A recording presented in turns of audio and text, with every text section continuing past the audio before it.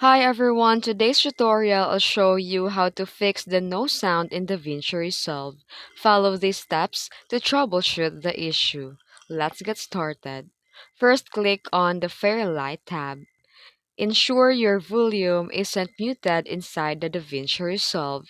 And then here, turn up the volume levels in the mixer. Then check the system audio. Verify that your Windows or Mac sound is turned up and not muted. Then check also if other applications play sound normally. Then check the DaVinci Resolve output device. Go to Preferences. Select the Video and Audio I/O. Then make sure that output device is set to Use System Settings. And that's it. Now, your sound should be back. If you found this tutorial helpful, be sure to like and subscribe for more tips. Thanks for watching.